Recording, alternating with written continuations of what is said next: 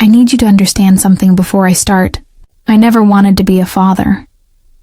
And yet the universe forced me into a role I had run from my entire life. And the most painful part is that the orphan girl I adopted wasn't a stranger at all. She was my own blood. I didn't know this truth the day I first walked into that gray orphanage building with its cracked walls and flickering yellow tube light blinking like it had trauma of its own. I just knew I wanted to fix something inside myself. I wanted to make at least one decision in my life that wasn't selfish, or driven by shame, or driven by running. And what I found inside that place changed the way I look at God, destiny, karma, everything. My name is Adrienne Cole, and I built my empire from absolutely nothing. From sleeping on benches in train stations, to owning half the tallest buildings in my city, and yet none of that money, none of that respect, none of that power could numb the guilt that lived inside me like a parasite and whispered in my ear every night, reminding me of the woman I betrayed 10 years ago. The woman I loved but abandoned when things got difficult, because I was too scared to trust myself with love. And every time I closed my eyes, I remembered her voice breaking when I told her I couldn't do this anymore, and she begged me to believe that the baby she was carrying was mine. But I thought she was lying to trap me, and I walked away like a coward. So when I went to adopt a child as a billionaire charity gesture, the media thought I was doing it for publicity. Investors thought I was doing it for image polishing. Haters thought I was doing it to one-up my rivals. But I wasn't doing it for any of them. I was doing it because I couldn't live with my own ghosts anymore. And destiny placed a tiny little girl in front of me that day, a small quiet girl who refused to look up at anyone, her hair messy, her eyes dark like abandoned oceans. And when she finally whispered her name to me, something inside me felt like it stopped breathing for a second. But I didn't know yet why. When the adoption coordinator brought her to the small interview room and sat her across from me, the entire world felt like it paused between each second. Like time suddenly became aware of me noticing her, and she looked so tiny in that oversized faded blue sweater, fists clenched tight like she was preparing for someone to yell at her or reject her. And the strangest part was the way she kept her head tilted slightly sideways, like she was listening for danger instead of comfort. And when she finally spoke, her voice was barely a whisper, as she told me her name was Lila. And she said it with this trembling fear like she had been punished before just for existing. And I don't know why, but I felt this deep, sharp pain in my chest when I heard it. It was like hearing a name from a dream you don't fully remember, but your body remembers it anyway. I tried making her smile. I cracked awkward jokes. I spoke softly. I told her there was no pressure to speak.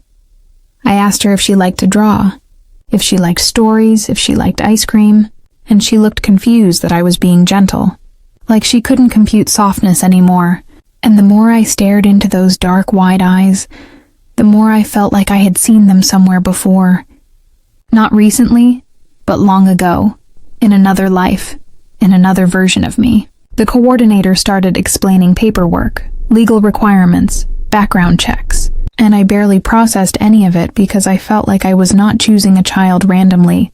I felt like something bigger than me had chosen this child already and was simply waiting for me to catch up. After that meeting, I sat in my car outside the orphanage for almost an hour staring at the steering wheel, and I kept hearing her little voice saying, "My name is Lila," on loop like a haunting song I couldn't turn off. And something inside me whispered, "You already know why she feels familiar." But my brain refused to go there. My brain refused to dig into a decade of buried shame, because if I was wrong again, if I let myself hope for meaning again, and I was wrong again, I didn't think I could survive the crash this time. I went home that night, and I couldn't sleep. I walked around the penthouse like a madman, lights off, city flashing through the glass windows like 1,000 silent witnesses judging me, and I kept asking myself why that little girl's voice sounded so painfully familiar.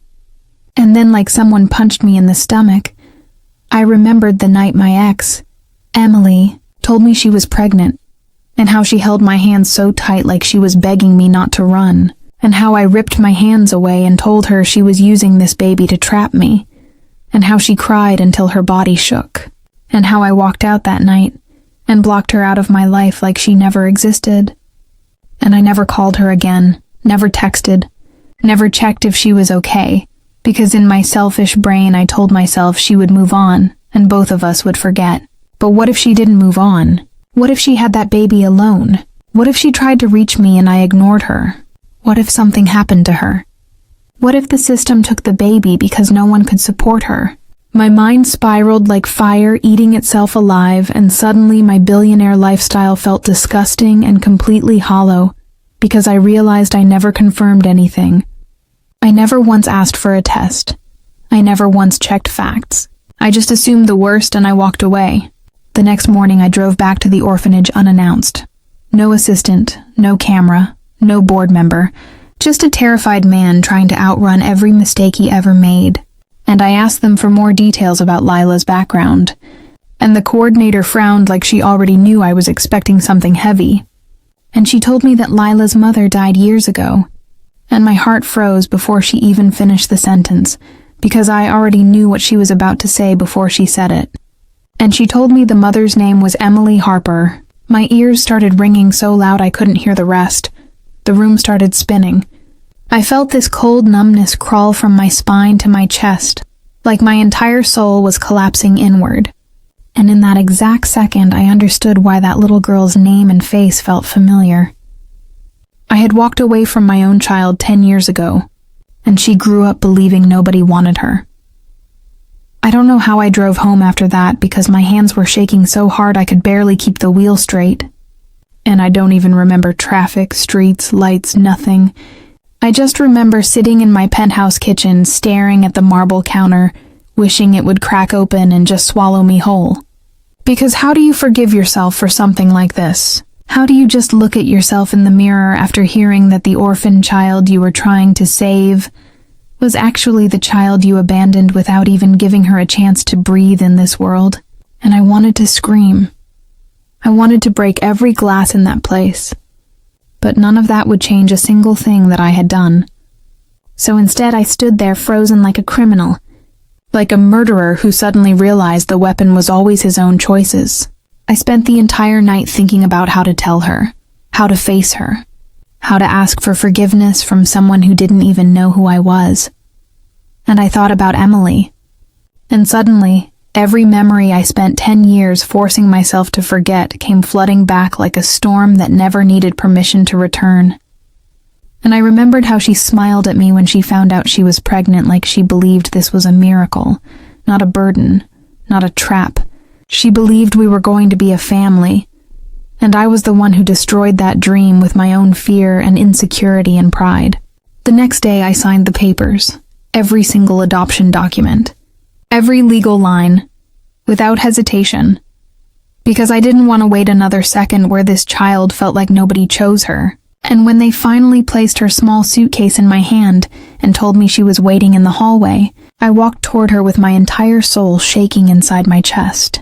She looked up at me slowly, like she still didn't believe I was real or going to stay. And when I held my hand out, she hesitated, staring at it like she was measuring if trust was worth the pain. But after a few seconds, she placed her tiny hand in mine, and I swear I felt my entire life reset at that moment. Like the universe whispered to me, this time, do not run. Bringing her home for the first time was nothing like those glossy magazine covers that show perfect billionaire father moments. It was awkward, tense, painfully quiet, like two souls learning how to translate each other without any manual or history to lean on. And when she stepped inside my penthouse, she froze. She kept looking around like she was afraid to touch anything because she assumed she didn't belong. And I realized that every instinct she had was built on survival, not comfort. So I spoke gently, slowly, step by step, showing her where her room was, showing her the view of the skyline, telling her she was safe here. But the truth is, I was saying those words to myself too, because I didn't feel safe either. I felt terrified of the truth that I had been chosen to face. And every time she looked at me, I felt this guilt burn deeper, knowing she didn't know who I truly was. That first night, she didn't sleep in her own room. She sat on the floor near her bed, hugging her stuffed rabbit like it was the only anchor she trusted. and I sat outside her door in the hallway, leaning against the wall like a guard, waiting for an enemy that existed inside my own memory. And around 3 a.m. I heard her crying quietly, muffled little sobs like she didn't want to inconvenience even the silence. And my heart broke into so many pieces because this child learned to cry without making noise, because life taught her that even pain must be hidden if she wanted to survive. I didn't know if I should go in or wait, but eventually I whispered through the door, "Lila, if you're scared, I'm right here." And after a long pause, she whispered back, "Do people stay?" And that question felt like a knife being slowly dragged across every regret I ever had. And I told her the first true thing I said since I met her. I'm not going anywhere again. Even though she didn't know what that meant yet, even though I still hadn't told her who she was to me, even though every lie I ever told myself was shaking to break free, I knew one thing with absolute certainty.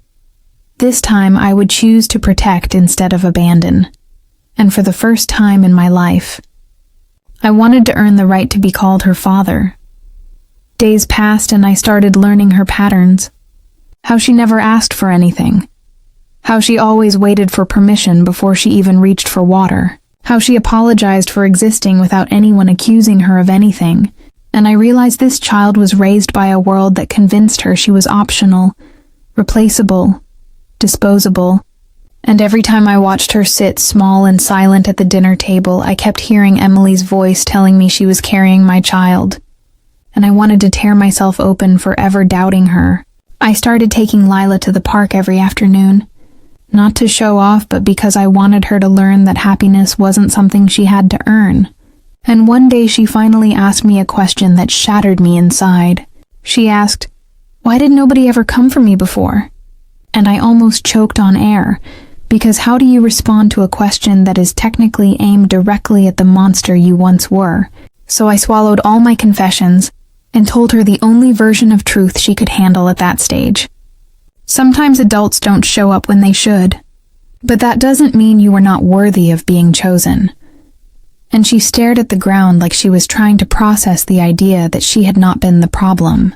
Slowly she started trusting in microdoses, tiny moments like choosing to sit closer on the sofa, or laughing at a cartoon scene without covering her mouth, or telling me that she liked strawberry milk more than chocolate milk. And I started saving these little moments like treasures, because they were proof she was stepping toward life again. But while she was healing, I was drowning internally in a truth I hadn't told yet. Because every single night I stood outside her room and whispered apologies into the silence. Apologizing to ghosts, apologizing to memories, apologizing to Emily and the little girl who waited 10 years for a man who didn't deserve her. But despite how heavy the truth felt, I knew she deserved to eventually hear it from me. And I promised myself that I would never tell her in a moment of panic or emotion. I would tell her when she felt safe, when she felt secure, when she believed she had a place in this world. Because the truth wasn't just about admitting what I had done. It was about finally choosing courage over fear, even if it destroyed me. Weeks passed and unexpectedly something inside her began to bloom. She started leaving drawings on the kitchen counter with little stick figure versions of us standing next to each other under a crooked sun, and she wrote me and Adrian in shaky letters. And every time I saw those drawings, I felt this unbearable pressure behind my ribs, knowing she was claiming a place inside my life, without realizing she had the right to claim it by blood long before adoption ever existed. And one night after dinner, she told me she wanted to show me something she never showed any adult before. She opened her small sketchbook and showed me a page where she had drawn a woman with long brown hair and light brown eyes, and she whispered, "This is my mom." I don't remember her perfectly, but I remember she was very gentle. And that image sliced through every bone in me, because I knew exactly who she drew. That was Emily. And Lila was remembering her without even understanding the depth of the wound she was carving open inside me. I sat there staring at that drawing, while she explained how sometimes she dreamed of her mother singing to her, and how she would wake up feeling like she could hear her voice echoing in her chest. And all I wanted to do was scream that I knew that voice too. that I abandoned that voice, that we both lost the same person. But instead, I swallowed all of it like poison, because I was terrified that telling her now would destroy her trust before it even had a chance to fully take form. That night after I tucked her into bed, I stood outside her door for longer than I ever had before, because it hit me that the only reason this child grew up believing the world forgot her was because I made a selfish decision 10 years ago. And I felt like I was living inside the consequence of my own cowardice. And I promised myself that before her next birthday, I would tell her the truth. I would tell her who I really was, because she deserved to heal properly. She deserved to know she wasn't abandoned by fate or the universe or by accident. She was abandoned by a man who finally grew up and was ready to be held accountable, even if it meant she would hate me forever. The day I finally told her the truth didn't come the way I planned it. It wasn't soft and perfectly timed like I rehearsed in my head 100 times. It came violently, suddenly, out of a moment I didn't expect, because one afternoon we were at the park, and another father walked past us holding his toddler daughter, and Lila watched them with this strange expression on her face, a mix of curiosity and pain, and she asked me quietly, "Do you think my dad ever loved me?" And the world stopped. I swear even the wind stopped moving, and something inside me just snapped because I couldn't let her carry that weight another second longer. So I sat down next to her on the bench and my throat felt like it was closing shut, but I forced myself to breathe and I told her softly, "Lila, you do have a father." And she froze like she didn't understand the angle I was speaking from, and then I whispered, "It's me." At first she didn't react. She blinked twice, confused, processing those two words like they were foreign, unfamiliar, impossible, and then her entire face shifted from confusion to shock, to betrayal, all in one breath, and she pulled away from me like I was a threat, like I had just turned into every monster she learned to guard herself against. And she whispered in a trembling voice, "Why didn't you want me then?" And hearing that question aimed straight at my heart was like being stabbed with every regret at once. I tried explaining everything, how I was young, how I was scared, how I doubted her mother unfairly, how I ran instead of fought, how the universe humiliated me with my own karma and made sure I faced the consequence of my sin 10 years later. But she stared at the ground and tears started rolling down her cheeks silently, like she had learned to cry without making noise again, and she whispered, "You left me before I was even born." And I felt my chest cave in because she was right. She wasn't exaggerating. She wasn't dramatic. She was telling the most brutal truth I ever had to swallow. And when she stood up and walked away from me slowly toward the playground fence, I realized that this was the moment destiny waited for, the moment where I was tested again. And this time, I couldn't run. I didn't follow her immediately. I let her go because I knew rushing her would destroy whatever fragile trust we had begun to build. But I stayed nearby, leaning against a tree with my hands trembling and my heart hammering so loud I was sure the entire park could hear it. And I watched her sit on the swings alone, her legs dangling, arms clutching the chains like she was holding herself together against the weight of the world. And I realized that the little girl I adopted was carrying more than just 10 years of loneliness. She was carrying the rejection I inflicted on her before she even had a chance to live. And I couldn't undo that, no matter how much money I spent or how many apologies I gave. So I simply whispered to the universe, "Please, let her know I'm not leaving again." Eventually she stopped swinging and sat quietly, staring at the clouds, and I took a step closer, keeping my voice calm, steady, human. "Lila, I know I have no right to ask anything from you, but I want to be in your life. Not as a visitor, not as someone passing by.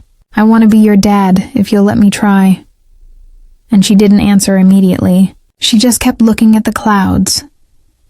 And I could see every thought running through her little mind, every memory, every fear, every betrayal she imagined all wrapped together. And after what felt like hours, she finally turned her eyes toward me, red-rimmed and glistening, and whispered, "You hurt me. And I nodded, because I deserved to hurt her. Every second, every day, every year. And then she looked away, silent again. And I thought that maybe I would never get the chance to heal this, to even begin. Until she did something I never expected. She took a tiny hand and slowly, almost reluctantly, placed it in mine. Like she was testing whether I would let go or whether I would finally stay. And when I felt her fingers curl slightly around mine, a wave of relief and terror hit me all at once because this wasn't forgiveness. Not yet. This was trust being rebuilt from ashes. And in that single act, I realized that redemption isn't about forgetting the past. It's about showing up again and again. Letting someone see that the man who failed them is willing to be better, willing to fight for them, willing to love even after all the damage he's done. And as she swung her feet gently, still holding my hand, I whispered into the wind that I would never leave again. And I meant it with every fiber of my being. Months passed and the change in Lila was slow but undeniable. Little smiles breaking through shadows, laughter spilling out unbidden, and the way she started drawing her life with me in it. Our little adventures, our small victories, the way she drew our hands holding each other, showed me that the healing I thought impossible was happening. And every night when I tucked her in and watched her drift to sleep, I whispered promises into the dark, promises that this time I would never abandon her, promises that I would stay and face every consequence of my past. And slowly, in tiny increments, she began calling me Dad. First hesitantly, then with more certainty, and each time I heard that word, my chest ached and soared all at once, because it was proof that despite the years of absence, despite the betrayal and mistakes, the heart of a child can forgive and open itself to love when it feels safe and chosen. Emily's memory lived in every corner of our home, in the way Lila laughed like her mother laughed, in the soft determination in her eyes, and I often caught myself thinking about how different life could have been if I had stayed, if I had been brave, but instead of dwelling, I chose to use that regret as fuel to be the father I never was before. And I watched her grow stronger, more confident, not because of my wealth, but because of my presence, because I showed her that love isn't about perfection. It's about showing up even when it hurts, even when the past is screaming at you. And one evening, we sat on the rooftop together, city lights flickering beneath us, and she leaned her head on my shoulder and whispered, "I like being with you." "Dad?" And I felt tears sting my eyes because those words weren't just words. They were a bridge built over a decade of absence. They were hope. They were a second chance. They were life. And I realized that all the power in the world, all the empires I had built, couldn't compare to this. The gift of being chosen to make right what I once broke. To be present, to witness a child's life and help shape it with care and love. And as we watched the stars together, I made another silent promise. That no matter what storms come, no matter the mistakes I make, I will fight to stay in her life. Because some truths are painful. Some betrayals unforgivable. But resilience, love, and redemption are always worth every shattered piece of the heart. And Lila, my daughter, my blood, my miracle, gave me the chance to learn that the hardest journey can lead to the most beautiful destination.